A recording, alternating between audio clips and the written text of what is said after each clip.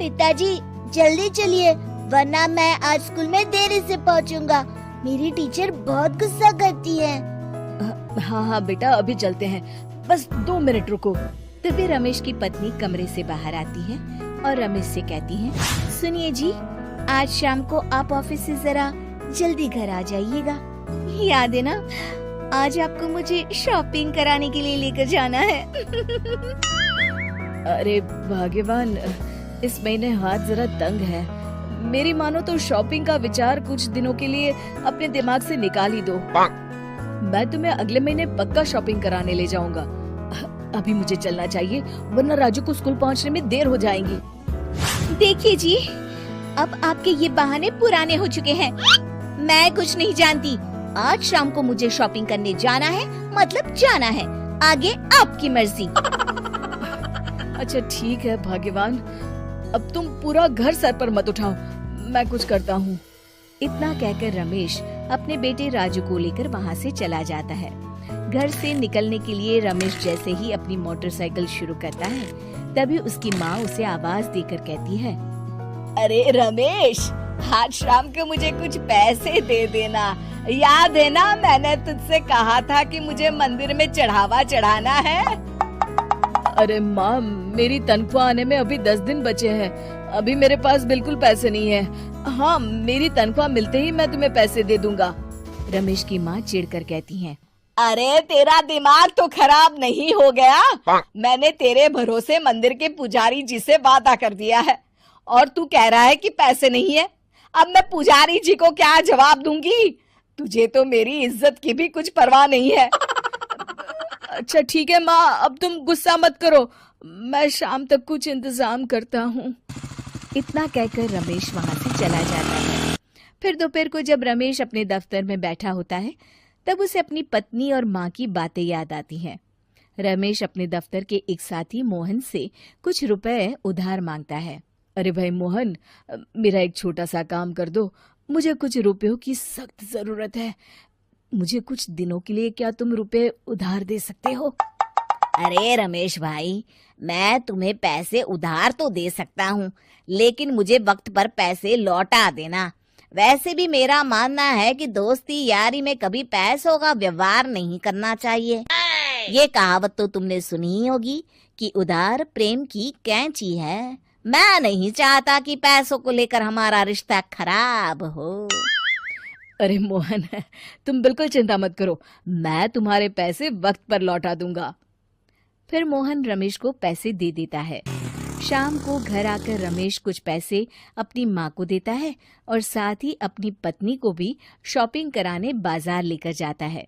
रमेश की पत्नी और उसकी माँ का स्वभाव जरूरत से ज्यादा खर्चीला होने के कारण दोनों हमेशा बेवजह पैसे खर्च करती हैं। फिर एक दिन, सुनिए जी, अगले हफ्ते हमने छुट्टियों में कहीं बाहर जाने का प्लान बनाया था। आपने पैसों का इंतजाम कर लिया ना? अरे अभी कहाँ, अभी तो मेरे पास बिल्कुल पैसे नहीं है। हम कभी और चले जाएंगे। देखिए जी, मैंने सभी सहेलियों से कह दिया है कि मैं बाहर घूमने जा रही हूँ।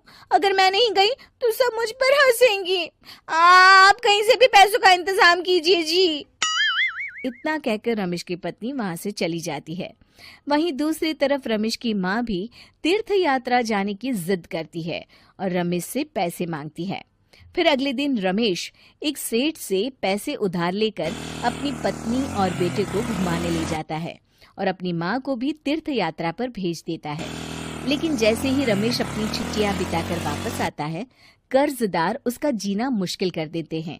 इतना ज्यादा कर्ज एक साथ अपने ऊपर देख रमेश काफी परेशान रहने लगता है। फिर एक दिन राजू की स्कूल की फीस वक्त पर न भर पाने के कारण रमेश को स्कूल में बुलाया जाता है। स्कूल के प्रिंसिपल साहब रमेश को सख्त हिदायत देते हैं कि अगर वक्त पर स्कूल की फीस नहीं भरी गई तो उनके बेटे का नाम स्कूल से काट दिया जाएगा। अपने बेटे की स्कूल की फीस भरने के लिए रमेश अपने दोस्त गिरधारी से कुछ पैसे उधार ले लेता है और स्कूल की फीस भर देता है।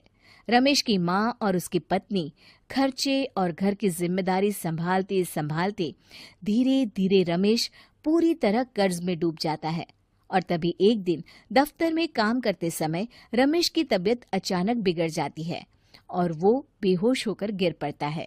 उसे जल्दी से पास के एक अस्पताल में भर्ती कराया जाता है।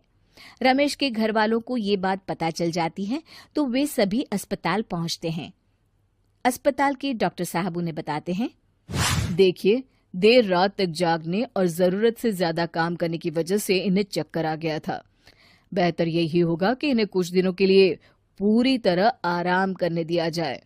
रमेश की हालत देखकर उसके बेटे राजू को बहुत गुस्सा आता है और वो अपनी दादी और माँ से कहता है, माँ, दादी, मैं इतना छोटा हूँ, फिर भी मैं इतना समझता हूँ कि पिताजी दिन रात दफ्तर में काम करके पैसे कमाते हैं।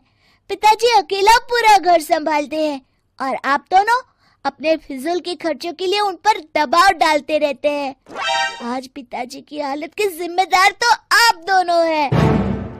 राजू की समझदारी भरी बातें सुनकर रमेश की माँ और पत्नी को अपनी गलती का एहसास होता है और दोनों की आंखों में आंसू आ जाते हैं। फिर कुछ दिनों के बाद रमेश की तबीयत एकदम अच्छी हो जाती है और वो पहले की तरह अपने काम पर जाने लगता है। रमेश की माँ और पत्नी अब उसे किसी प्रकार की कोई तकलीफ नहीं देते और ना ही उससे किसी चीज की मांग करते हैं। फिर देखते ही देखते रमेश अपने कर्ज के सारे पैसे चुका देता है। उसकी जिंदगी पहले की तरह अच्छी हो जाती है और वो अपने परिवार के साथ खुशी खुशी रहने लगता है। शिक्षा, हमारे रिश्ते एक तराजू की तरह होते हैं जिसकी दोनों ओर जिम्मेदारी और समझदारी का वजन बराबर होना चाहिए।